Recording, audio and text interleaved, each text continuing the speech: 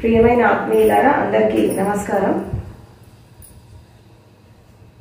భారతీయత, భారతీయ సంస్కృతి ప్రపంచానికి ఏమందించింది, అదేవిధంగా భారతీయ చరిత్ర ఏం చెప్తుంది? ప్రపంచ దేశాలు కళ్ళు తెరవనప్పుడు భారతదేశం అనేది ఒక స్వర్ణయుగాన్ని చూసింది. అంటే ప్రతి స్థితిలో ఒక ఉన్నతమైనటువంటి స్థాయిలో ఉండడం జరిగింది. అంటే ఇటు సమృద్ధి పరంగా, ఇటు సామాజికంగా, అదేవిధంగా ఇటు ధర్మబద్ధంగా, జ్ఞానపరంగా, విజ్ఞానపరంగా ఒకప్పుడు ఒక వెలుగు వెలిగింది. భారతదేశం విశ్వగురువులాగా ఉంది. ఈ సమాజాభివృద్ధి క్రమంలో మనకి అనేక రకాల మార్పులు వచ్చాయి. అనేక రకాలైనటువంటి మనకి డిస్క్రిమినేషన్స్ వచ్చాయి సొసైటీలో. ఈ వస్తున్నటువంటి క్రమంలో మనకి ఎన్ని రకాల విభేదాలు ఉన్నప్పటికీ సమాజం అనేది ఎంత మారినా, అదేవిధంగా శాస్త్ర సాంకేతిక రంగం అనేది ఎంత అభివృద్ధి చెందినా, ఈ కొన్ని రకాల సిస్టమ్స్ అనేవి, కొన్ని రకాల పద్ధతులు అనేవి ఇప్పటికీ మారలేదు భారతదేశంలో. అంటే అఫ్కోర్స్ ప్రపంచ దేశాలలో కూడా వాటికి ఇంపార్టెన్స్ ఉంది, కానీ ఎస్పెషల్లీ భారతదేశంలో దానికి చాలా ఇంపార్టెన్స్ ఒకప్పుడు ఇచ్చారు, ఇప్పుడు ఇస్తున్నారు. అంటే అఫ్కోర్స్ మనిషి యొక్క దైనందిన జీవితము, మనిషి జీవిత విధానము, తర్వాత ఈ రిలేషన్స్లో వచ్చినటువంటి మార్పులు, ఇదంతా ఎంత తేడాగా మనకు కనిపిస్తున్నప్పటికీ కూడా ఆ పద్ధతి మాత్రం ఇంకా మారలేదు. అదేంటి అంటే రెండు రకాల విషయాలు మనకు కనబడతాయి. మనకి కొన్ని ధర్మాలు ఉన్నాయి. ఏంటి అంటే మనకు కొన్ని ఆశ్రమాలు కూడా ఉన్నాయి. ఏంటంటే బాల్యము, తర్వాత కౌమారము, నెక్స్ట్ యవ్వనము, మధ్య వయస్సు, సంసారము, అదేవిధంగా వృద్ధాప్యం. బాల్యంలో తల్లిదండ్రుల యొక్క అండదండలతో ఒక వ్యక్తి జీవిత వికాసం చేసుకుంటాడు. కౌమారంలో ఆచార్యులు, ఉపాధ్యాయులు వీళ్ళ ద్వారా ఒక శిక్షణ పొంది సమాజంలో ఎదుగుతాడు. యవ్వనంలో స్నేహబంధంతో, అదేవిధంగా ఈ ఆచార్యులతో, అదేవిధంగా మార్గదర్శకులతో తనలో ఉన్నటువంటి మేధస్సుని, తనలో ఉండేటటువంటి విజ్ఞానాన్ని బయటపెట్టి ఒక సమాజంలో ఉన్నతమైనటువంటి స్థాయికి వెళ్తారు. ఇంకా సంసారంలోకి వచ్చి వైవాహిక జీవితంలోకి వచ్చాక కుటుంబంతో ఒకటైపోయి భార్యాభర్తలు, పిల్లలు, తల్లిదండ్రి ఒక కుటుంబ వ్యవస్థలోకి వచ్చాక కుటుంబ పరంగా ఎదగడం అనేది జరుగుతూ ఉంటుంది. దీన్నే మనం ఏమంటామంటే గృహస్థు ధర్మం అంటాం. ఈ గృహస్థు ధర్మం అనేది ఎలా ఉండాలి, ఈ వైవాహిక వ్యవస్థ అనేది ఎలా వచ్చింది భారతదేశంలో అంటే ఒకప్పుడు ఆదిమానవుడి కాలంలో, అంటే మనిషికి నాగరికత, విజ్ఞానము లేనటువంటి దశలో మనుషులు, జంతువులు సరిసమానంగా జీవించేవాళ్ళు. అప్పుడు ఆడ మగ అనేటటువంటి తేడా కూడా ఉండేది కాదు. అంటే స్త్రీకి నేను స్త్రీని, పురుషుడికి నేను పురుషుడిని అనేటటువంటి ఆ వ్యత్యాసం కూడా తెలిసేది కాదు. అంటే అన్ని జంతువులతో పాటు వీళ్ళు కూడా అలా కలిసి జీవిస్తూ సహజంగా, ప్రకృతి సిద్ధంగా ఒక చెట్టులాగా, ఒక జంతువులాగా, ఇతర జీవరాశుల్లాగా చాలా సహజంగా జీవిస్తూ ఉండేవాడు మనిషి. కానీ సమాజాభివృద్ధి క్రమంలో, అంటే ఈ నాగరికత పెరుగుతున్నప్పుడు, ఈ బుద్ధి వికాసం జరుగుతున్నప్పుడు, శారీరక వికాసం జరుగుతున్నప్పుడు, మానసిక వికాసం నాగరికత పెరుగుతున్నటువంటి టైంలో ఏం జరిగిందంటే మనిషికి అర్థమైంది ఏంటి అంటే నేను జంతువులతో భిన్నంగా ఉన్నాను, నేను ఇతర జీవరాశుల కంటే భిన్నంగా ఉన్నాను. అంటే ఇదివరకు ఆదిమానవుడిగా ఉన్నప్పుడు మనిషికి బట్టలు కూడా ఉండేవి కాదు.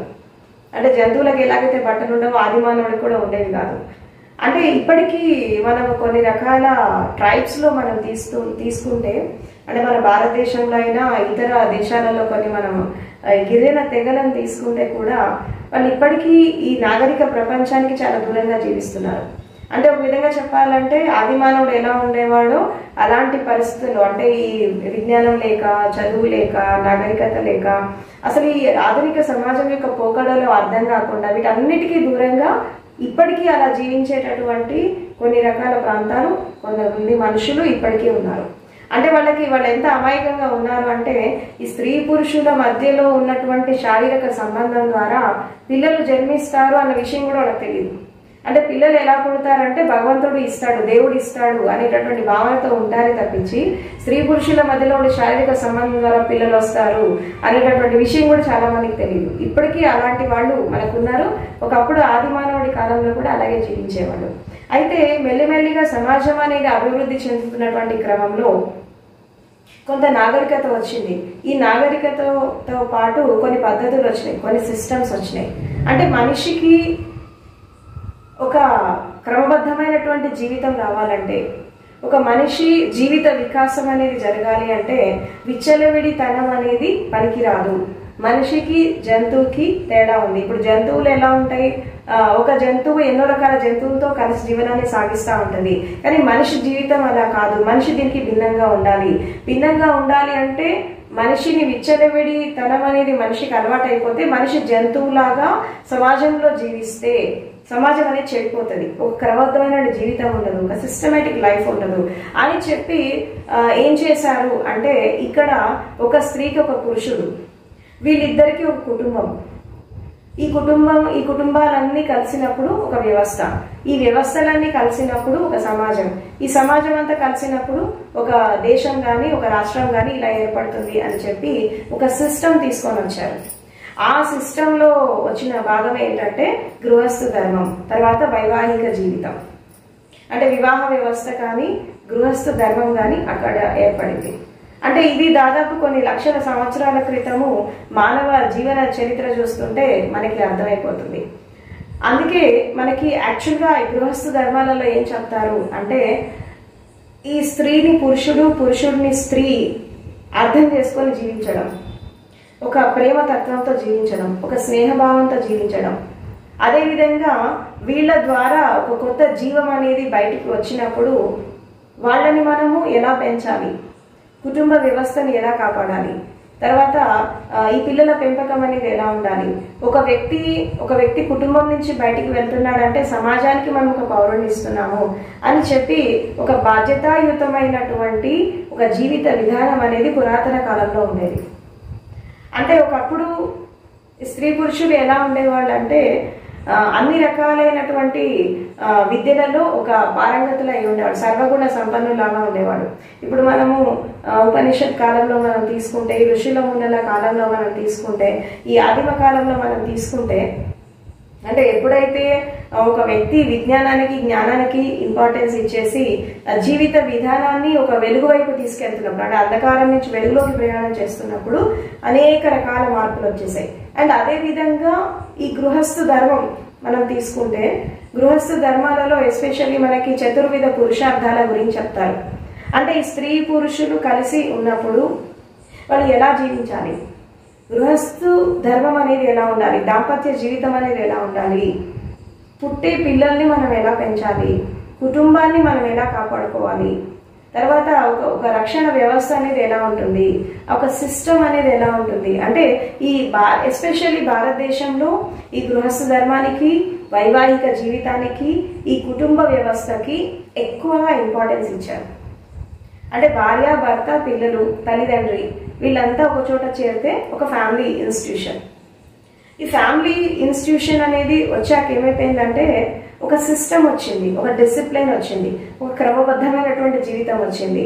ఒక స్త్రీకి ఒక పురుషుడు, వాళ్ళకి పిల్లలు, దాని తర్వాత వాళ్ళ తల్లిదండ్రి, వాళ్ళ బాధ్యతలు, ఈ పిల్లలు, వీళ్ళ పెంపకము, తర్వాత వీళ్ళ అభివృద్ధి, వీళ్ళ మార్గదర్శకత్వం, ఇలా ఒక కుటుంబ వ్యవస్థ అనేది వచ్చింది.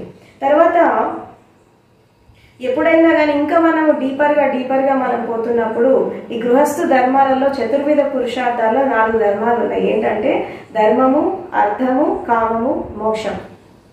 అందుకే వివాహము చేస్తున్నప్పుడు మనకి ఈ చతుర్విధ పురుషార్థాలలో అన్ని రకాలుగా నేను నీకు తోడుగా ఉంటాను అని చెప్పి స్త్రీ పురుషుడికి, పురుషుడు స్త్రీకి వాగ్దానం చేస్తారు.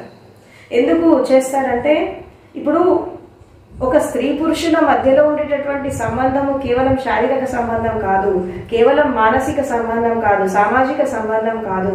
ఓన్లీ సంసారాన్ని పెంచడానికో, పిల్లల్ని కనడానికో, కుటుంబాన్ని పెంచడానికో, ప్రపంచాన్ని పెంచడానికో కాదు స్త్రీ పురుషుల మధ్యలో ఉండే సంబంధం. ఎందుకంత పవిత్రత ఉంది దానికి, ఎందుకంత ఇంపార్టెన్స్ ఉంది అంటే, ఇక్కడ మనకి కొంతమంది జ్ఞానులు ఏం చెప్తారు ఇక్కడ అంటే, ఈ గృహస్థు ధర్మాలలో ధర్మము, అర్థము, కామము, మోక్షం కూడా ఉంది.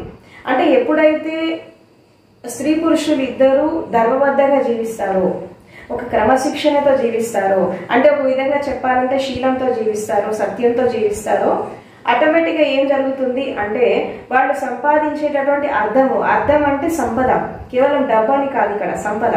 అది సంపద అనేది రకరకాలుగా వస్తుంది. ఆ సంబంధ బాంధవ్యాలు కావచ్చు, సమృద్ధి కావచ్చు, తర్వాత ధన సంపద కావచ్చు, తర్వాత ఆస్తులు కావచ్చు, లేదంటే వాళ్ళ లోపల ఉండే జ్ఞానం కావచ్చు, వాళ్ళ లోపల ఉండే విజ్ఞానం కావచ్చు, వాళ్ళ లోపల ఉండే ధర్మం కావచ్చు, ఏదైనా కావచ్చు. అనేక రకాల సంపదలు ఇక్కడ భౌతికమైనటువంటి సంపదలు ఉంటాయి, తర్వాత దైవికమైనటువంటి సంపదలు ఉంటాయి, విజ్ఞానంతో కూడిన సంపదలు ఉంటాయి, జ్ఞాన సంపద కూడా ఉంటుంది.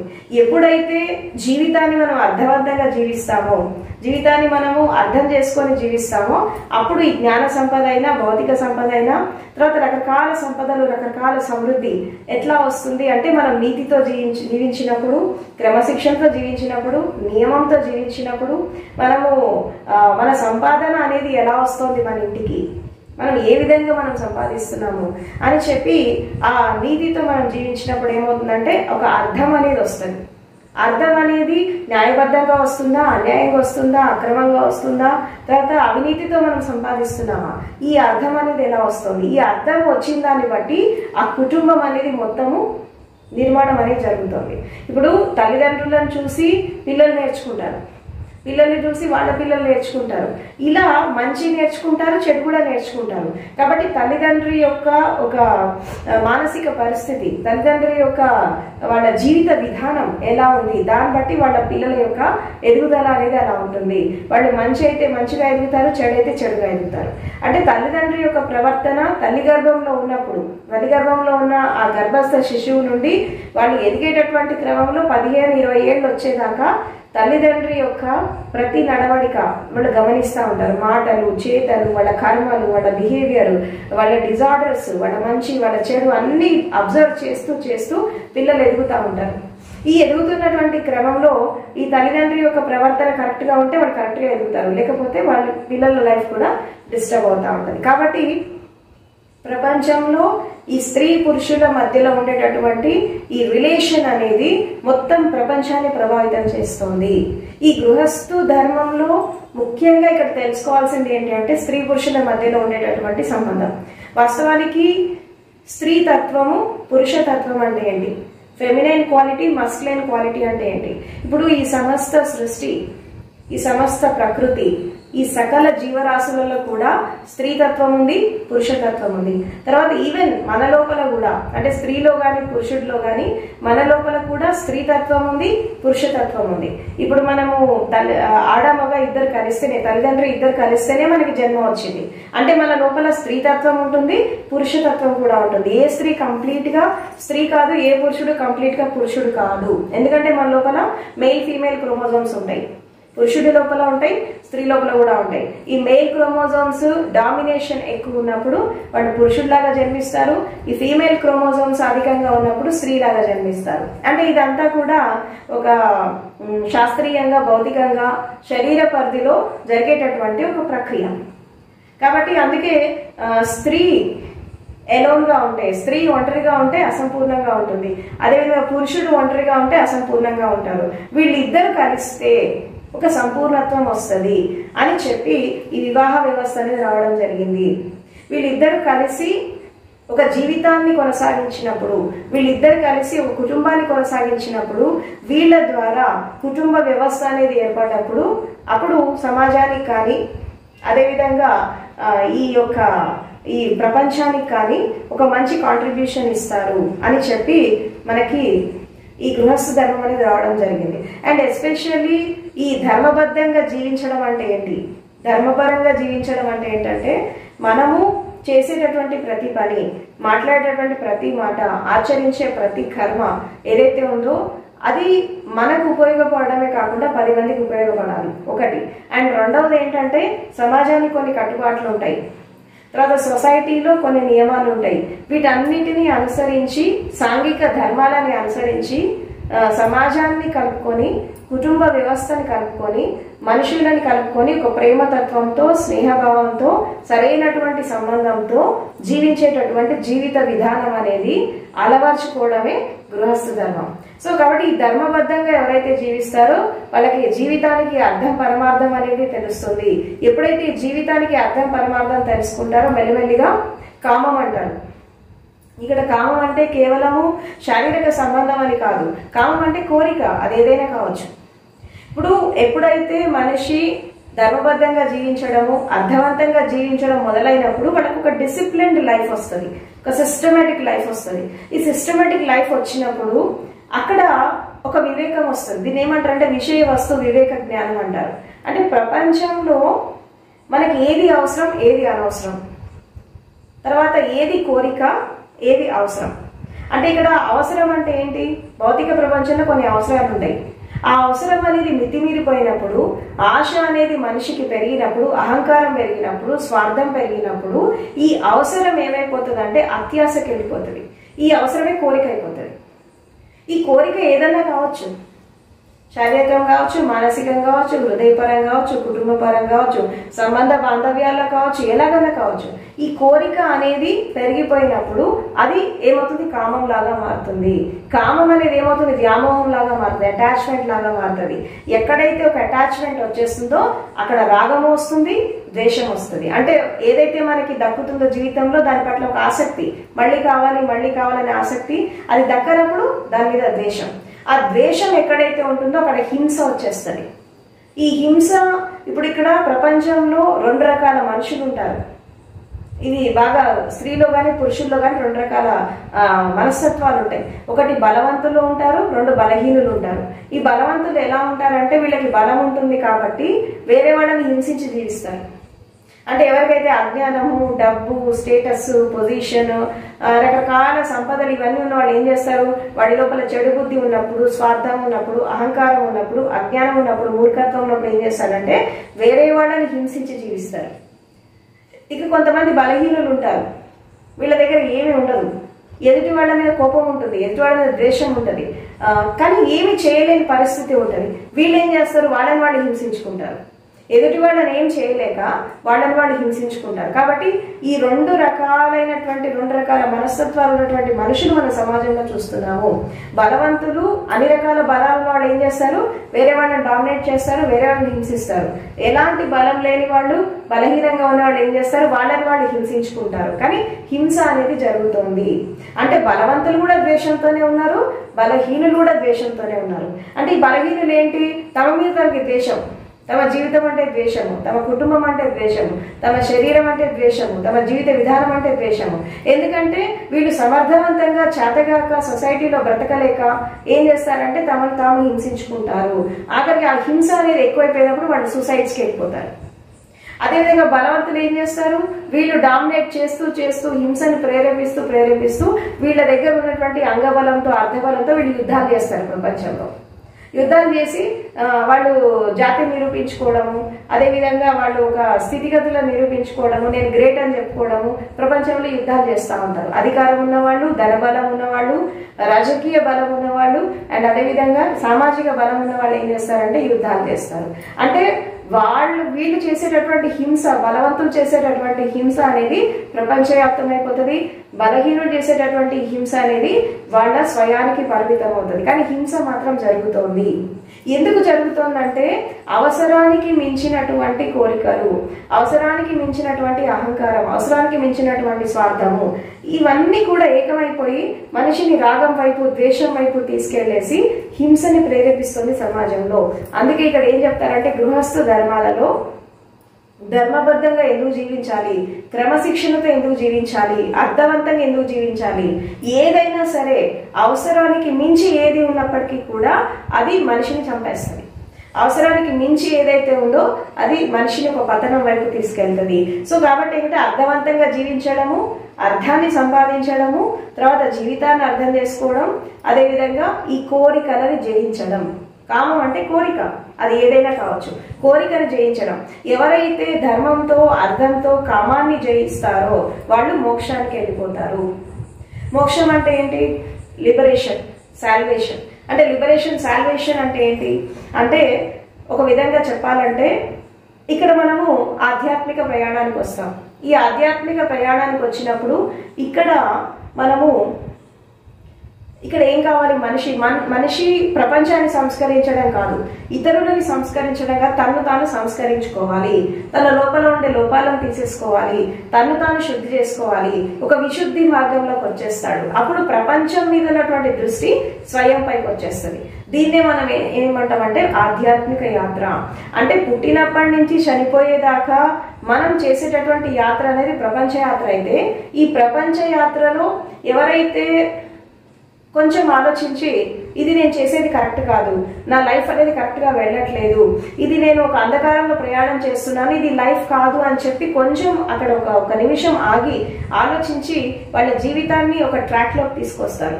తీసుకొచ్చిన వాళ్ళు ఏం చేస్తారంటే కేవలం భౌతిక యాత్రనే కాకుండా దృష్టి వాళ్ళ మీద వాళ్ళకి వచ్చేస్తుంది. అంటే భార్య, భర్త, కుటుంబము, పిల్లలు, వీళ్ళంతా కుటుంబ వ్యవస్థ ఎంత ఉన్నప్పటికీ కూడా మనిషికి స్వయం మీద వచ్చేస్తుంది.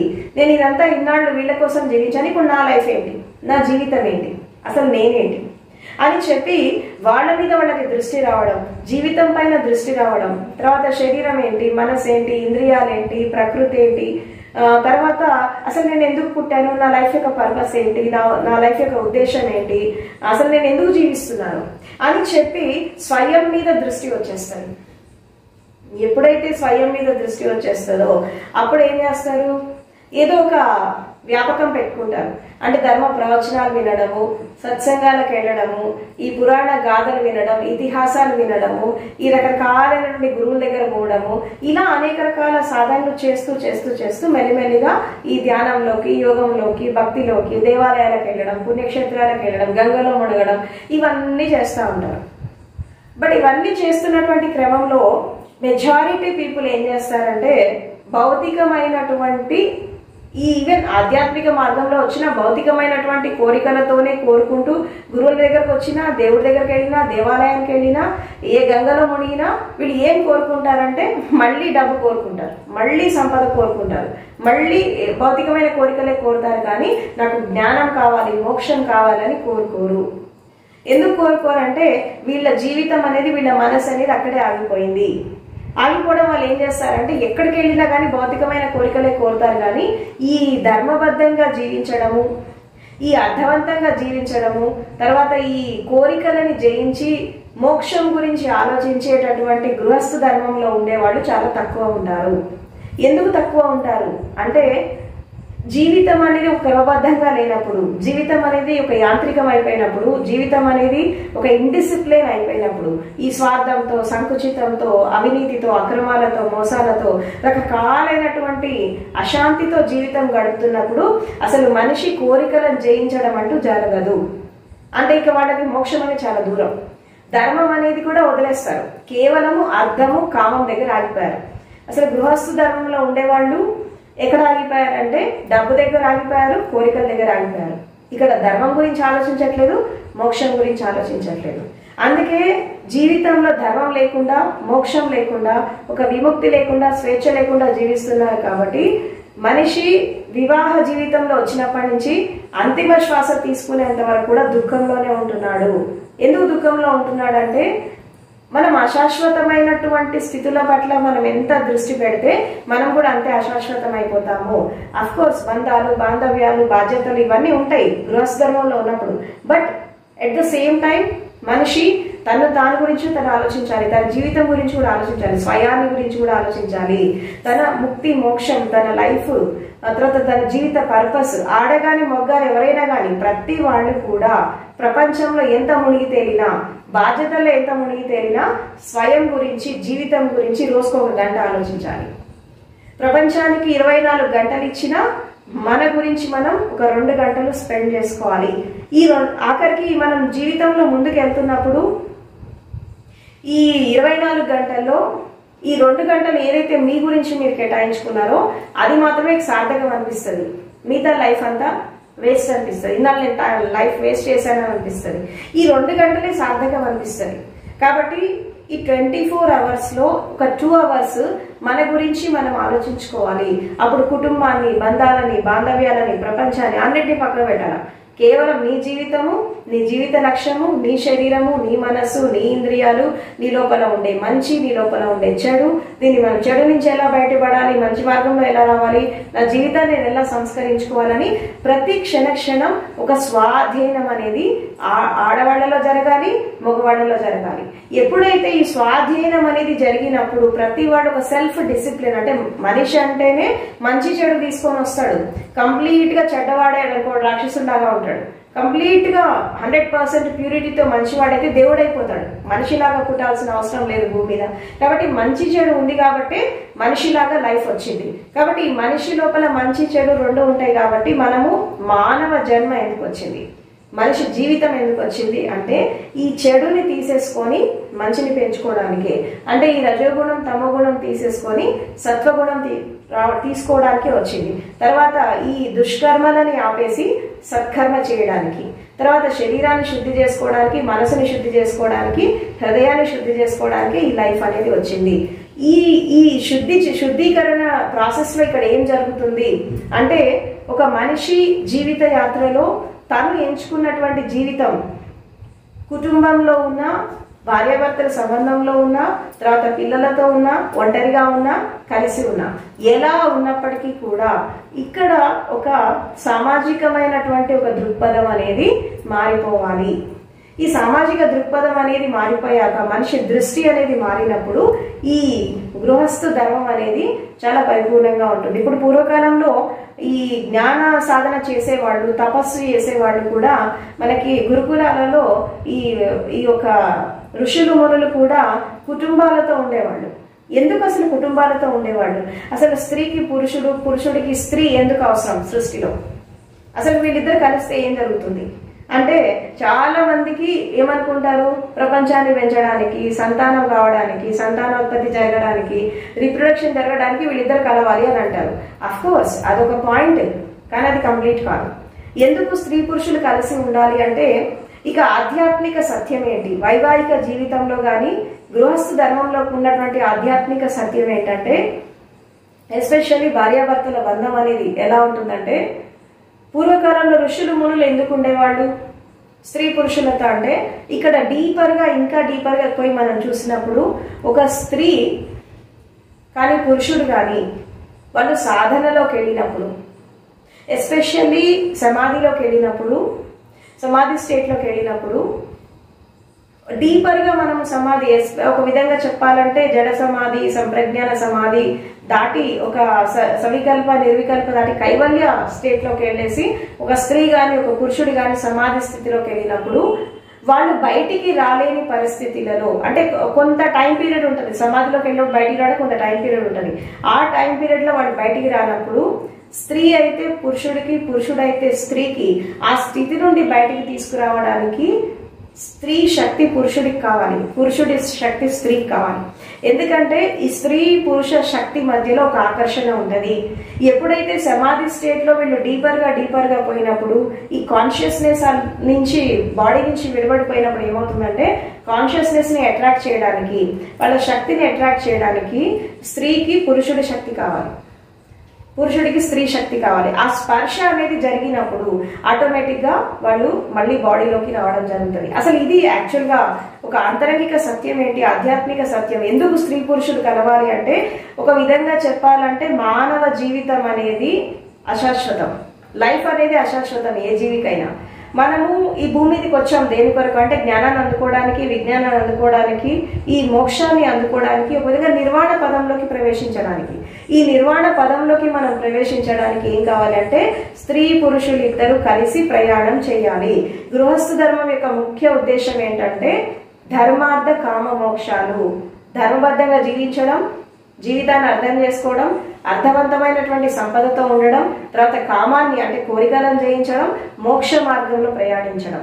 స్త్రీ పురుషులు ఇద్దరు కలిసి మోక్ష మార్గంలో ప్రయాణించాలి. ఇప్పుడు ఇక్కడ మనం ఇంకొక విషయం కూడా ఇక్కడ తెలుసుకోవాలి. ఇప్పుడు మనకి జనరల్ గా కుటుంబ వ్యవస్థలో మనకి సంతానానికి ఎక్కువ ఇంపార్టెన్స్ ఇస్తారు. పిల్లలు లేకపోతే వాళ్ళని ఏదోలాగా చూస్తూ ఉంటారు. పిల్లలు లేకపోతే లైఫ్ లేదు, పిల్లలు లేకపోతే ఇంకేదో లేదంటారు. కానీ ఇక్కడ పిల్లలు 2 రకాలుగా ఉంటారు, గుర్తుపెట్టుకోండి. ఒకటి శారీరక సంతానం, అంటే స్త్రీ పురుషుల యొక్క శారీరక సంబంధం ద్వారా ఏర్పడినటువంటి అది కొత్త జీవికి ప్రాణం పోయడం. ఇది ఎవరైనా చేస్తారు. అంటే ఒక విధంగా చెప్పాలంటే జంతువులు చేస్తున్నాయి, మనుషులు కూడా చేస్తారు. దీనికి పెద్ద తేడా ఏముండదు. కానీ మానసికమైనటువంటి సంతానం కూడా ఉంటుంది. దీన్ని ఏమంటారంటే బ్రెయిన్ చైల్డ్ అంటారు. ఈ మానసికమైనటువంటి సంతానం మేధో మదనం ద్వారా వచ్చినటువంటి సంతానం అండ్ అదేవిధంగా ఒక విజ్ఞానం ద్వారా వచ్చినటువంటి సంతానం, జ్ఞానం ద్వారా వచ్చినటువంటి సంతానం అనేది శాశ్వతంగా ఉండిపోతుంది. ఇప్పుడు ఫర్ ఎగ్జాంపుల్ ఒక కవి ఉన్నాడు, ఒక కవి ఒక కవిత రాస్తాడు, లేదా ఒక పుస్తకం రాస్తాడు, ఒక కావ్యం రాస్తాడు. ఆ కవి ఉన్నా లేకపోయినా అది ప్రపంచంలో నిలిచిపోతుంది. అప్పుడు ఆ కవికి ఆ కావ్యం కూడా ఒక సంతానమే. ఎందుకంటే ఆయన ద్వారా ఒక జన్మ తీసుకుంది, కేవలం మానసికంగా జన్మ తీసుకుంది, మేధో మదనం ద్వారా జన్మ తీసుకుంది. ఇది కూడా సంతానమే. తర్వాత ఒక శాస్త్రవేత్త ఒకటి వస్తువు కనిపెట్టి వెళ్తాడు, ఒక కాంట్రిబ్యూషన్ చేసి వెళ్తాడు, అది ఆయన చైల్డ్ అన్నట్టు. ఇదంతా బ్రెయిన్ చైల్డ్. అండ్ అదే విధంగా ఒక జ్ఞాని తనలాంటి జ్ఞానిని తయారు చేసి వెళ్తాడు, తన జ్ఞానాన్ని ధారపోస్తాడు, తన విజ్ఞానాన్ని ధారపోస్తాడు, తన మేధస్సుని ధారపోస్తాడు. అలా ఎంతో మందికి వాళ్ళ యొక్క జ్ఞానం ద్వారా, విజ్ఞానం ద్వారా, ఆత్మీయ శక్తి ద్వారా కొంతమంది శక్తి దానం చేస్తారు, కొంతమంది ప్రపంచానికి జనాభాని ఇస్తారు, కొంతమంది జ్ఞానదానం చేస్తారు, కొంతమంది సంపదను దానం చేస్తారు, కొంతమంది విజ్ఞానాన్ని దానం చేస్తారు, ఇంకొంతమంది శాశ్వతమైనటువంటి ఆనందకర స్థితి ప్రపంచానికి అందించి వెళ్తారు. కాబట్టి కేవలము భౌతికమైనటువంటి సంతానం ఉంటేనే మనం ఏదో సాధించామని చెప్పి ఎప్పుడు అనుకోకండి. భౌతిక సంతానం అనేది జంతువులు కూడా కంటున్నాయి. ఇది మనుషులు చేయాల్సిన పని కాదు వాస్తవానికి. కాకపోతే ఇది గృహస్థ ధర్మంలో ఇది ఒక భాగం కాబట్టి అలా పుట్టుకొచ్చేస్తారు పిల్లలు. కానీ స్త్రీ గాని పురుషుడు గాని తన వ్యక్తిత్వాన్ని నిలబెట్టుకోవాలంటే సృజనాత్మకతతో జీవించాలి. అంటే బ్రెయిన్ చైల్డ్ కూడా రావాలి. నువ్వు ఒక ధ్యానం చేస్తావా, జ్ఞానాన్ని పొందుతావా, అప్పుడు నీ జీవితం సార్థకమైతే. నువ్వు ఒక కవిలాగా కవిత్వం రాస్తావా, ఒక ఆర్టిస్ట్ లాగా ఒక బొమ్మ వేస్తావా, ఒక సింగర్ లాగా ఒక మంచి పాట పాడతావా, లేదంటే ఇంకేదైనా సమాజానికి ఇంకేదైనా చేస్తావా, అది నీ కాంట్రిబ్యూషన్ అయిపోతుంది. అసలు నీ కడుపులో పుట్టినటువంటి నీ సంతానం నీ పేరు నిలబెడుతుందో లేదో ఆ తర్వాత విషయం. కానీ నీ జ్ఞానంతో వచ్చినటువంటి సంపద, నీ విజ్ఞానంతో వచ్చినటువంటి సంపద, నీ మేధస్సుతో వచ్చినటువంటి సంపద నువ్వు చచ్చిపోయినా నేను ప్రపంచంలో శాశ్వతంగా నిలబెడుతుంది. కాబట్టి ఇక్కడ భౌతిక సంతానం కావాల్సింది బ్రెయిన్ చైల్డ్ కావాలి, జ్ఞానం ద్వారా వచ్చే కావాలి. ఇప్పుడు ఒక గురువుకి ఎంతో మంది శిష్యులు ఉంటారు, ఆ శిష్యులంతా వాళ్ళ పిల్లలే. తర్వాత ఒక మేధావికి ఎంతో మంది ఫాలోవర్స్ ఉంటారు, ఆ ఫాలోవర్స్ అంతా వాళ్ళ పిల్లలే. తర్వాత ఒక శాస్త్రవేత్తకి ఎంతో మంది కాంట్రిబ్యూట్ చేసే వాళ్ళు ఉంటారు, వాళ్ళంతా వాళ్ళ పిల్లలే.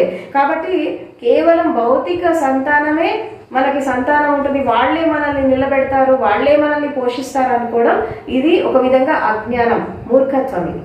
కాబట్టి ఇక్కడ ఎప్పుడైనా కానీ ఒకటి గుర్తుపెట్టుకోండి, జీవితంలో గృహస్థు ధర్మంలో ఉన్నప్పుడు, సంసార జీవితంలో ఉన్నప్పుడు కేవలము భౌతిక సంతానం అనేది ఒక భాగం.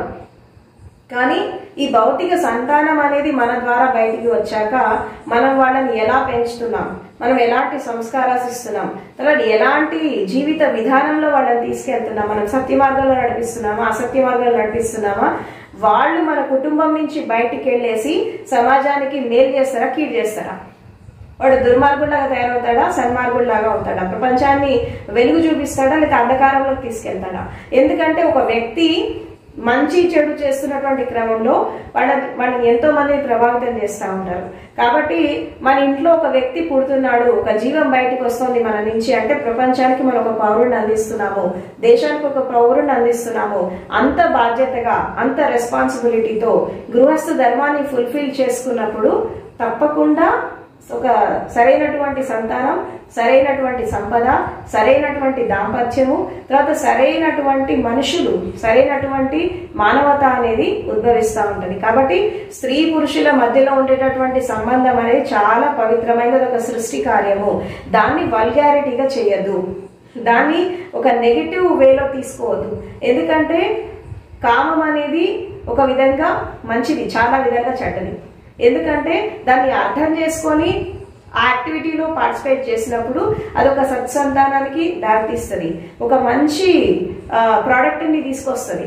కానీ అదే ఒక విధంగా వ్యామోహంతో, కామంతో, కోరికలతో వెళ్ళినప్పుడు అదే ఒక నెగిటివిటీ వైపు మనిషిని తీసుకెళ్తుంది, అది వ్యామోహం వైపు తీసుకెళ్తుంది, మనిషిని ఒక పతనం వైపు తీసుకెళ్తా ఉంటుంది. కాబట్టి జీవితంలో మనిషికి అన్ని అవసరమే, శరీరం అవసరమే, మనసు అవసరమే, ఇంద్రియాలు అవసరమే, అన్ని రకాల సుఖాలు ఉండాలి, అన్ని రకాల ఆనందాలు ఉండాలి. కానీ ప్రతి దానికి ఒక లిమిటేషన్ ఉంటుంది, ప్రతి దానికి కొన్ని హద్దులు ఉంటాయి. అది ఎప్పుడు దాటద్దు. ఎందుకంటే అతి అనేది ఎక్కడ పనికి రాదు, ఒక బ్యాలెన్సింగ్ గా ఉండాలి లైఫ్ అనేది. ఇక్కడ గౌతమ బుద్ధుడు ఏం చెప్తాడు, మంగళకర గృహస్థ ధర్మాలలో బుద్ధుడు ఏం చెప్తాడంటే, ఒకటి గృహస్థ ధర్మంలో ఉన్నప్పుడు ఈ చతుర్విధ పురుషార్థాలని పాటించడము, శీలంతో ఉండడము, తర్వాత సత్ప్రవర్తనతో ఉండడము, మంగళకరమైనటువంటి జీవితాన్ని జీవించడము, దానగుణంతో ఉండడము, కరుణతో ఉండడం, ప్రేమతత్వంతో ఉండడము, సంకల్ప బలంతో జీవించడము, అండ్ అదేవిధంగా ఒక మైత్రి బంధంతో ఉండడము, తర్వాత ఒక సరైనటువంటి సంతానాన్ని జన్మనివ్వడం, వాళ్ళని పెంచేటటువంటి క్రమంలో వాళ్ళకు ఒక డిసిప్లిన్ లైఫ్ ఇవ్వడము, వాళ్ళని ఒక సాధనా పరంగా పెంచడము, వాళ్ళకి విజ్ఞానము, మేధస్సు, శాస్త్రీయమైనటువంటి విజ్ఞానంతో పాటు జ్ఞానాన్ని కూడా అందించడం, ఒక సర్వగుణ సంపన్నుల్లాగా సంతానాన్ని తయారు చేయడం. ఇది గృహస్థ ధర్మం యొక్క ముఖ్య ఉద్దేశం. ఎప్పుడైతే సరైనటువంటి స్త్రీ పురుషుల సంబంధాలు, సరైనటువంటి దాంపత్యము, సరైనటువంటి గృహస్థ ధర్మము, సరైనటువంటి సంబంధ బాంధవ్యాలు ఉన్నప్పుడు అప్పుడు సమాజంలో కూడా సరైనటువంటి రిలేషన్షిప్స్ ఉంటాయి, అప్పుడు దేశం అభివృద్ధి చెందుతుంది. కాబట్టి వ్యక్తిలో వచ్చినటువంటి మార్పు కుటుంబానికి ప్రభావితం చేస్తుంది, కుటుంబంలో వచ్చినటువంటి మార్పు సమాజాన్ని ప్రభావితం చేస్తుంది, సమాజంలో వచ్చినటువంటి మార్పు మొత్తం ప్రపంచాన్ని ప్రభావితం చేస్తుంది. కాబట్టి ఈ స్త్రీ పురుషుల మధ్యలో ఉండే రిలేషన్ అనేది చాలా ఇంపార్టెంట్. ఎందుకంటే భారతీయ సంస్కృతి తర్వాత భారతీయత ఏం చెప్తుంది అంటే, ఈ గృహస్థ ధర్మము, తర్వాత ఈ స్త్రీ పురుషుల మధ్యలో ఉండే సంబంధాలు, ఈ వైవాహిక జీవితము, కుటుంబ వ్యవస్థ, ఇది కరెక్ట్ గా ఉన్నప్పుడు ఇది పునాది అన్నమాట. అంటే ఒక మనిషి సమాజంలో ఎదగడానికి ఇది బేసిక్ ఫౌండేషన్. ఈ ఫౌండేషనే సరిగ్గా లేదు, అందుకే ఇంత హింస జరుగుతుంది ప్రపంచంలో. అండ్ ఒకప్పుడు ఇలా ఉండేది కాదు సమాజం. ఈ సమాజాభివృద్ధి క్రమంలో ఏం జరుగుతుందంటే, స్త్రీ పురుషుల మధ్యలో ఉండే సత్సంబంధాలు వెళ్ళిపోయాయి, దాంపత్య జీవితంలో పవిత్రత పోయింది, పుట్టే సంతానం సరిగా పుట్టట్లేదు, కుటుంబ వ్యవస్థ సరిగా లేదు, అనేక రకాల డిస్క్రిమినేషన్స్ వచ్చేసాయి. అంటే మనిషికి మధ్యలో ఉండేటటువంటి మానవతా సంబంధాలు కూడా వెళ్ళిపోయినాయి. తల్లిదండ్రి అనాథలు అయిపోతున్నారు, తర్వాత పిల్లలు ఏకాకులు అయిపోతున్నారు, హింస జరుగుతోంది, కుటుంబ వ్యవస్థ మొత్తం విచ్ఛిన్నం అయిపోయింది. ఇదంతా ఎందుకు జరుగుతోంది అంటే, ముఖ్యమైనటువంటి కారణం ఏంటంటే, ఈ విత్తనం విషపూరితం అయిపోయింది, స్త్రీ పురుషుల మధ్యలో సంబంధం అనేది విషపూరితం అయిపోయింది, పుట్టే సంతానం విషపూరితం అయిపోయింది, కుటుంబం అంతా విషపూరితం అయిపోయింది. స్వార్థము, సంకుచితము, అహంకారము, అజ్ఞానము, అంధకారం, మూర్ఛ, తర్వాత నేను నాది అనే భావన. ఇక్కడ కనీసం కరుణ లేదు, మానవత్వం లేదు, ఏం లేదు. ఎంతసేపు సంపద, అర్థానికి, కామానికి ఇంపార్టెన్స్ ఇచ్చినంత కాలము వాళ్ళు ధర్మానికి, మోక్షానికి ఇవ్వరు.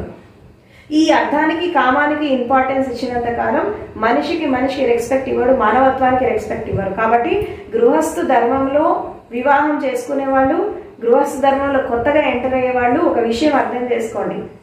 ఈ ధర్మానికి ఎందుకు ఇంపార్టెన్స్ ఇవ్వాలి అంటే, మనిషి జీవితం ధర్మబద్ధంగా లేనప్పుడు, ఇక్కడ ధర్మం అంటే మతం కాదు, ఇక్కడ ధర్మం అంటే ఆచార వ్యవహారాలు కాదు, ధర్మం అంటే ఒక సిస్టమ్ కాదు. ఇక్కడ ధర్మం అంటే హిందూ ధర్మం, జైన ధర్మం, బౌద్ధ ధర్మం కాదు. ఇక్కడ ధర్మం అంటే జీవిత విధానం, ఒక డిసిప్లైన్ లైఫ్, ఒక క్రమబద్ధమైనటువంటి జీవితం. అంటే శారీరక ధర్మాలేంటి, మానసిక ధర్మాలేంటి, సామాజిక ధర్మాలేంటి, గృహస్థ ధర్మం ఏంటి, తర్వాత ప్రకృతి ధర్మం ఏంటి, విశ్వధర్మం ఏంటి, ఒక మనిషి యొక్క జీవిత వికాసం ఎలా జరుగుతుంది, వీటన్నిటిని అర్థం చేసుకొని మనం ఒక సిస్టమేటిక్ లైఫ్ అనేది లీడ్ చేయాలి. అలా సిస్టమేటిక్ లైఫ్ లీడ్ చేసేలాగా ఉంటేనే మీరు పిల్లలు కానీ, లేకపోతే కనద్దు. ఎందుకంటే ఇప్పటివరకే చాలా నెగిటివిటీ పెరిగిపోయింది, ఇంకా మీ ద్వారా ఇంకా నెగిటివిటీ పెంచాల్సిన అవసరం లేదు. ఎందుకంటే మీ శరీరం బాగాలేనప్పుడు, మీ జీవితం బాగాలేనప్పుడు, మీ మనసు బాగాలేనప్పుడు మీ ద్వారా వచ్చినటువంటి సంతానం అనేది ప్రపంచానికి కీడు చేస్తుంది, కానీ మేలు మాత్రం చేయదు. దయచేసి ఇలాంటి బుద్ధి లేని వాళ్ళు, తర్వాత సరైనటువంటి నడవడిక లేని వాళ్ళు, శీలం లేని వాళ్ళంతా సంతానాన్ని కనద్దు. ఫస్ట్ మీరు ప్యూరిఫికేషన్ చేసుకోండి, మీరు ఒక సిస్టమేటిక్ లైఫ్ లో రండి. ఒక శీలాన్ని కాపాడుకోండి, మనసుని పవిత్రం చేసుకోండి, హృదయాన్ని పవిత్రం చేసుకోండి, ప్రేమ తత్వాన్ని పెంచుకోండి, ఒక కరుణ భావాన్ని పెంచుకోండి, సత్సంబంధాలను పెంచుకోండి. ఇప్పుడు ఆడపిల్ల గాని మగపిల్లలు గాని ఎవరైనా కానీ ఒక కొత్త ఇంటికి మనం వెళ్తున్నప్పుడు మనం ఆడపిల్లలు ఎస్పెషల్లీ మనం తల్లిదండ్రికి ఎంత రెస్పెక్ట్ ఇస్తామో, మన కుటుంబానికి ఎంత రెస్పెక్ట్ ఇస్తామో, ఇటు అత్తగారింటికి వచ్చాక అత్త మామని కూడా అంతే రెస్పెక్ట్ఫుల్ గా ఈ ఫ్యామిలీ కూడా ఓన్ చేసుకోగలగాలి.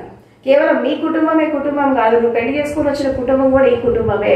ఈ కుటుంబం నా కుటుంబం అనుకున్నప్పుడు అప్పుడు అత్తమామ తల్లిదండ్రులు అయిపోతారు, భర్త ఒక స్నేహితుడు అయిపోతాడు. అప్పుడు రిలేషన్స్ బాగుంటాయి, సత్సంబంధాలు బాగుంటాయి. కాబట్టి మనం ఫ్యామిలీని వేరే ఫ్యామిలీకి వెళ్ళినప్పుడు ఆ ఫ్యామిలీ కూడా మనం ఓన్ చేసుకోవాలి, అడాప్ట్ చేసుకోవాలి. చేసుకున్నప్పుడు ఇలాంటి ఇబ్బందులు అనేవి రావు.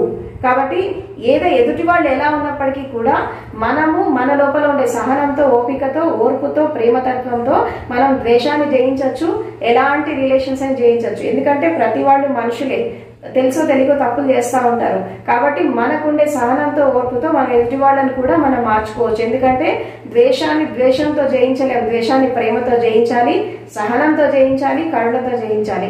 ఎప్పుడైనా ప్రేమతత్వమే నిలుస్తుంది, ద్వేషము, కామము, కోరికలు ఇవన్నీ నిలవు. కాబట్టి గృహస్థు ధర్మం అనేది సమాజానికి ఒక బీజం లాంటిది, ఒక విత్తనం లాంటిది. తర్వాత ఒక మనిషి సమాజాభివృద్ధి క్రమంలో, ఒక వ్యక్తి వికాసంలో కుటుంబం అనేది ఒక పెద్ద పాత్ర పోషిస్తుంది. తర్వాత రిలేషన్స్ పెద్ద పాత్ర పోషిస్తాయి. కాబట్టి ఈ ఒక వ్యక్తిని మనం సమాజానికి అందిస్తున్నాము అంటే వాళ్ళ ఫౌండేషన్ కరెక్ట్గా ఉండాలి. అది కరెక్ట్గా ఉన్నప్పుడు మనం సమాజానికి ఒక మంచి పౌరులని, ఒక దేశభక్తులని, ఒక మేధావులని, ఒక జ్ఞానులని, సంఘ సంస్కర్తలని ప్రపంచానికి అందించాలి, కానీ వెధవులను అందించదు. సో కాబట్టి దీన్ని దృష్టిలో పెట్టుకొని ఇక కొత్తగా వివాహం చేసుకునే స్త్రీ పురుషులైనా, ఇప్పుడు ఆల్రెడీ గృహస్థ ధర్మంలో ఉండేటటువంటి భార్యాభర్తలైనా ఎవరైనా కానీ కుటుంబాన్ని నిలబెట్టుకోండి, సంబంధాలను నిలబెట్టుకోండి, భార్యాభర్తల మధ్యలో ఉండే మనస్పర్ధలను తీసేసుకోండి, ప్రేమతత్వాన్ని, కరుణని, ఒక స్నేహభావాన్ని పెంచుకోండి. ఏ మనసులో ఏదున్నా షేర్ చేసుకోండి, ఓపెన్ హార్ట్ తో ఉండండి. తర్వాత లోపల ఒకటి బయట ఒకటి పెట్టుకొని జీవించకండి. కపట బుద్ధి, కుటిల బుద్ధి అనేది పనికిరాదు. మంచి చేసినా చెడు చేసినా షేర్ చేసుకోవడం అలవాటు చేసుకోండి. ఎదుటి వాళ్ళు ఏదన్నా వాళ్ళు చేసిన తప్పు చెప్పినప్పుడు క్షమించడం నేర్చుకోండి, వాళ్ళని అర్థం చేసుకోవడం నేర్చుకోండి. అంతేగాని వాళ్ళు తప్పు చేశారని వాళ్ళని నిందించడము, దూరం పెట్టడం, ద్వేషించడం మాత్రం చేయకండి. ఎందుకంటే ఇప్పుడు స్నేహభావంగా ఉండాలంటే మనం ఇందాకన ఒకటి చెప్పుకున్నాం, ఎండ్యూరర్స్ అని అంటాం. ఎండ్యూరర్స్ అంటే ఎదుటి వాళ్ళు ఏదైనా రహస్యం చెప్పినప్పుడు, ఎదుటి వాళ్ళు ఏదైనా మనకి చెప్పినప్పుడు మనం దాన్ని కడుపులో దాచేసుకోవాలి, వాళ్ళని అర్థం చేసుకునే ప్రయత్నం చేయాలి. తర్వాత వాళ్ళలో మార్పు చెందడానికి, మార్పు తీసుకురావడానికి వాళ్ళకి మనం గైడెన్స్ ఇవ్వగలగాలి. కాబట్టి ఇక్కడ ముఖ్యంగా అన్ని సంబంధాల్లో కావాల్సింది ఏంటంటే ఒక అండర్స్టాండింగ్, ఒక అర్థం చేసుకునేటువంటి విధానం కరెక్ట్ గా ఉండాలి. కాబట్టి గృహస్థు ధర్మం, కుటుంబ వ్యవస్థ, వైవాహిక జీవితం అనేది ఈ సమాజానికి ఒక పునాది లాంటిది, ఫౌండేషన్ లాంటిది. ఇది కరెక్ట్ గా లేనప్పుడు ఎంత పెద్ద బిల్డింగ్ కట్టినా అది కూలిపోతుంది. కాబట్టి సమాజంలో మార్పులు రావాలన్నా, తర్వాత ప్రపంచంలో మార్పులు రావాలన్నా, ఏది అభివృద్ధి జరగాలన్నా ఇవి చాలా ఇంపార్టెంట్. ఒకటి కుటుంబము, వైవాహిక జీవితము, స్త్రీ పురుషుల మధ్యలో ఉండే సంబంధాలు, వీటిని కరెక్ట్ గా చేసుకోవాలి ఫస్ట్. ఎందుకంటే ఇది ఫౌండేషన్. ఈ ఫౌండేషన్ కరెక్ట్ గా లేకపోతే భవనం కూలిపోతుంది. కాబట్టి మనము భూమి మీద పుట్టినందుకు మనం ప్రపంచంలో చెడు పంచడానికి రాలేదు, మంచిని పంచడానికి వచ్చాము. సమాజంని అభివృద్ధి చేయడానికి వచ్చాము. మనం అభివృద్ధి చెందాలా, సమాజాభివృద్ధిలో కూడా మనం పాటుపడాలి, దేశ అభివృద్ధిలో కూడా మన వంతు సహకారం మనం అందించాలి. కాబట్టి ఇవన్నీ దృష్టిలో పెట్టుకొని ఈనాటి యువతరం, ఈనాటి యువకులు దీన్ని తప్పకుండా దీని గురించి ఆలోచించండి. కేవలం డబ్బు, స్టేటస్, పొజిషనే కాదు, సత్సంబంధాలు ఇంపార్టెంట్. రేపు నీకు ఆపద వస్తే ఆదుకునేవాడు కావాలి, నీకు కష్టం వస్తే నీకు చెయ్యందించేవాడు కావాలి, నీకు ప్రేమను పంచేవాడు కావాలి. ఎంతసేపు వాళ్ళు పంచట్లేదు, వీళ్ళు పంచట్లేదు, నువ్వేం పంచుతున్నావు, నువ్వేం ఇస్తున్నావు ఎదుటి వాళ్ళకి. ఎంతసేపు తీసుకోవడం కాదు, ఇవ్వడం కూడా నేర్చుకోండి. ఎందుకు పంచడం నేర్చుకోండి. మనం ఎంత పంచితే అంత పెరుగుతూ ఉంటుంది. నువ్వు ద్వేషాన్ని పంచితే ద్వేషం పెరుగుతుంది, ప్రేమను పంచితే ప్రేమ నీకు అంతా ఉంటుంది. ఎందుకంటే లా ఆఫ్ అట్రాక్షన్, విశ్వంలో ఒక నియమం ఉంది, ఆకర్షణ సిద్ధాంతం. ఈ ఆకర్షణ సిద్ధాంతం ఎలా ఉంటుంది, మనం ఏది ఎదుటి వాళ్ళకి ఇస్తామో అది మనకి రిటర్న్ అయ్యి 100 times రిటర్న్ అయ్యి మన వైపు వస్తుంది. కాబట్టి మంచిని పంచండి, ప్రేమను పంచండి, ఎదుటి వాళ్ళని అర్థం చేసుకోండి, జీవితాలను వేస్ట్ చేసుకోకండి, సమర్థవంతంగా జీవించండి. ఎందుకంటే నేటి బాలలే రేపటి పౌరులు, నేటి యువకులే రేపటి తల్లిదండ్రులు. రేపు మీకు కూడా వయసు వస్తుంది, మీకు కూడా రేపు రకరకాల ఇబ్బందులు వస్తాయి. అలాంటి టైంలో మీ ద్వేషము, మీ అహంకారం, మీ పదవులు, స్టేటస్ మిమ్మల్ని కాపాడదు. కేవలం మీ మంచితనం, మీ మానవత్వం, మీ ప్రేమ, కరుణ, జాలి, దయ, నేను మనిషిని అనేటటువంటి ఒక స్థితిలో జీవించండి. మానవత్వంతో జీవించండి, ప్రేమతో జీవించండి. సో ఎప్పుడైతే ఇది అర్థం చేసుకొని జీవిస్తే కుటుంబాలు బాగుంటాయి, గృహస్థ ధర్మం బాగుంటుంది, సంబంధ బాంధవ్యాలు బాగుంటాయి, సమాజం కూడా బాగుంటుంది. సో కాబట్టి ప్రపంచాన్ని ఒక వెలుగు వైపు నడిపిద్దాం, అజ్ఞానం వైపు, అంధకారం వైపు కాదు. కాబట్టి దీన్ని అర్థం చేసుకొని సత్యం, ధర్మం, శీలం, జ్ఞానం, మేధస్సు వీటిని పెంచుకొని వివేకంతో ఒక విజ్ఞానంతో జీవించండి, జ్ఞానంతో జీవించండి. అందుకని మూర్ఖులుగా కాదు. కాబట్టి దీన్ని అర్థం చేసుకొని అందరూ ఆచరిస్తారని చెప్పి నేను కోరుకుంటున్నాను. Thank you very much.